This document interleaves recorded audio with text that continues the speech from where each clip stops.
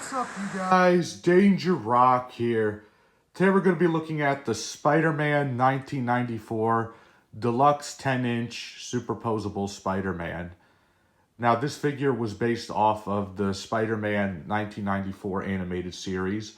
This is one of my favorite superposable Spider-Mans to date. And it really just looks like a bigger version of the 3 to 4 inch one. I actually really like this one a lot. And what I want to be doing today is reviewing this guy and comparing him to some other Spider-Man action figures that I have from the 90s. But as you can see, this guy stands at about 10 inches tall. And in my opinion, he's one of the best Spider-Mans out there that you can have. Also because he's from that beloved classic, the animated series.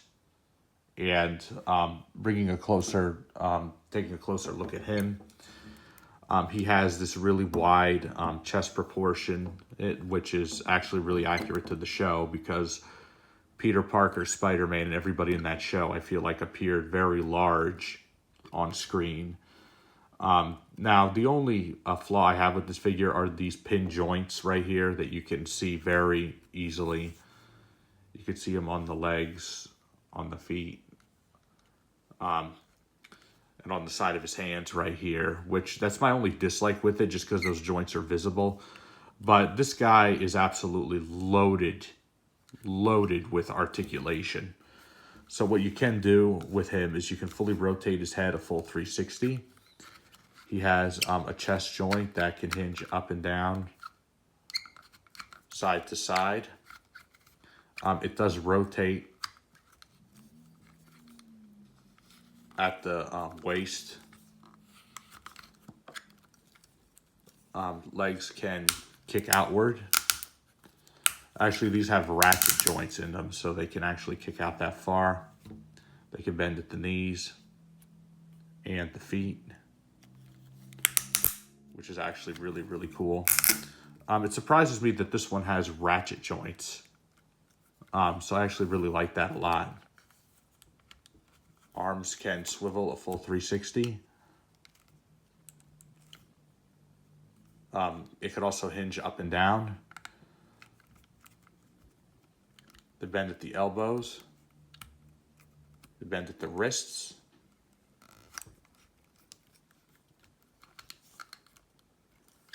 And as far as the back goes, I really like that when you hinge him up and down, you can actually see the Spider logo move right there. I think that's actually really, really cool. I also like the Spider logo on his chest is taken straight out of the cartoon. So this definitely represents the 1994 Spider-Man animated series quite well. At the bottom of his feet right here, it says 1995 Marvel Toybiz Inc. And overall, it's just a really nice Spider-Man figure. Also, he does have a fisted hand and a thwipping hand, which is actually really interesting. For this Spider-Man right here, what I really also like about him too is even though I got this figure second-handed, all his web lines right there are still painted on there really nicely. So I'm happy that this one didn't have any color fading of any kind. The only other flaw I have is that the joints on this does stiffen over time. So if you have this figure and you're posing him around a lot, maybe with this ratchet joint right here, you might be able to get him in some really spidery poses, like with his legs kicking out or whatever, which actually looks really, really cool.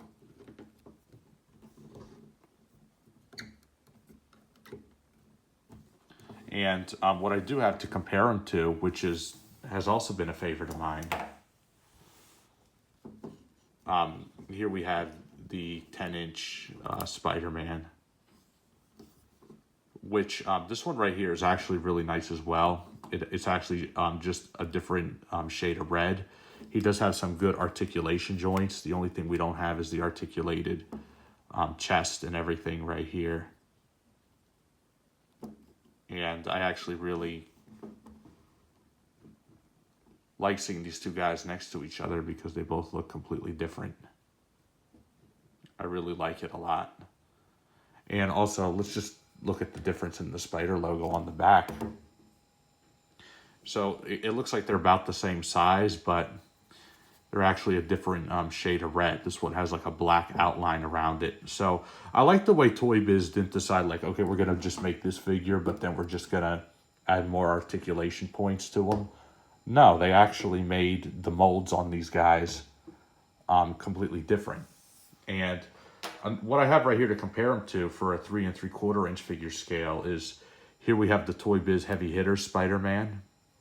And this one looks a lot more proportioned to this one. The eyes on this one remind me of this one more right here. But if we just put them next to each other, not only can you see the difference in scale, these represent a vintage looking Spider-Man figure to me. I actually think that these all go really, really well with each other. And I would definitely recommend all of these for the Marvel Legends collector. And just if you're a Spider-Man collector, these figures are definitely a must-have. Another interesting thing I just noticed is this figure right here has a fisted hand and a thwipping hand, but it's actually on the different side of his hand. So I also like the way the red is different. Here the red looks a lot lighter and more metallic. There it looks like a darker, more burgundy-like red. And I actually really like that a lot. Now, just going back to this figure right here, I don't really know what more to say about it, except for this is definitely a must-have for any Spider-Man collector. And the price point on these guys vary, I will say, because there's a lot of different versions of these out there made by Toybiz in the 10-inch scale. But until now, I was aware of the smaller superposable Spider-Man. I never knew they actually made one in this scale with all the articulation joints. So when I saw this in person, I definitely had to pick it up because for being a Spider-Man collector that long, I never seen it before. Or maybe I've seen one that just kind of looked like it, and I was like, I have that Spider-Man already, so even though I'm a Spider-Man collector and I want to collect all things Spider-Man, maybe this one is just like a repaint in a different red, or it's in a different pose or something. But overall, it's just definitely unique looking, and for any Spider-Man fan out there, you're definitely going to want to have this. So this has been my review of the superposable 10-inch Spider-Man made by Toybiz in 1994. If you like this video, please leave a like. Please subscribe to my YouTube channel. Let me know in the comment section down below. What do you think of this figure? Did you think that this was worth picking up?